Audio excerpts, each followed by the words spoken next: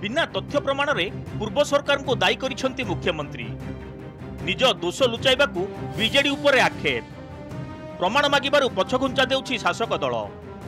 शुक्रवार मुख्यमंत्री विवृत्ति परे आज एभली अभियोग करिछि बीजेडी। सबु कथारे पुराना सरकार को दायी करी निज सरकार को दोष लुचाउछंती मुख्यमंत्री।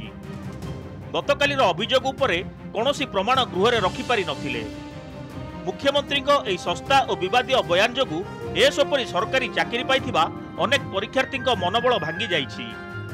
एहाकु विरोध करी आज उभय प्रश्नोत्तर काल और शून्यकाल रे बीजेडी विधायक गृह मध्यभाग हट्टगोल करथिले।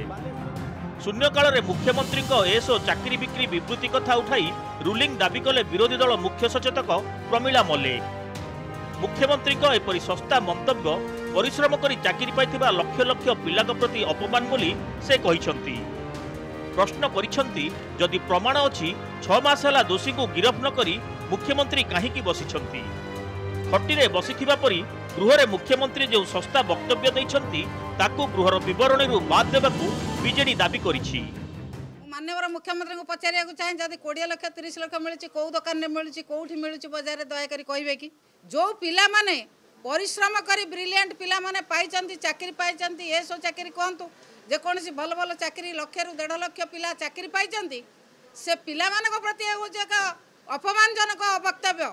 किंतु सबुठारु बड़ दुर्भाग्यर कथा होउछि जे जेतेबेले मान्यवर मुख्यमंत्री गोटे स्टेटमेंट दौरान से स्टेटमेंट सत्य जमीती गोटे को गुली खटी बसी देला भाया दौरान। तेणुकर से तदंत करूँ एवं तदंत कर सामना को आणतु एवं प्रमाण कर दिंतु जेते सबू निजुक्ति दिखाई ता सब भूल। नवीन पटनायक सरकार निजुक्ति एक स्वच्छता भितर जड़े मुख्यमंत्री पाखे ए प्रकार विवृत्ति शोभनीय नुहे। जदि पाखे निर्दिष्ट भाव में ए प्रकार खबर अच्छी अभियोग अच्छी से जानते तदंत कहीं करूना। हाईएस्ट तदंत संस्था सीबीआई को डाकतु डाकिक तदंत करंतु से भली नकरिकी गोटे सस्ता विवृत्ति से रखिछंती। कांग्रेस मध्य मुख्यमंत्री सस्ता मंतव्य को निंदा करिछि। एहा गृह और गणतंत्र पई हानिकारक बोली कहिछि कांग्रेस। मुख्यमंत्री गृह विभाग दायित्व रे अछंती। से जदि जानिछंती गत सरकार रे चाकरी बिक्री होईछि तेबे दोषी को गिरफ करबाकू कांग्रेस मध्य मुख्यमंत्री को आह्वान देइछि। सेपटे बीजेपी रो अजब जुक्ति बिल आसिला आईन हेले कार्यानुष्ठान हेबो बोली कहिसंती बीजेपी विधायक सरोज पाढ़ी।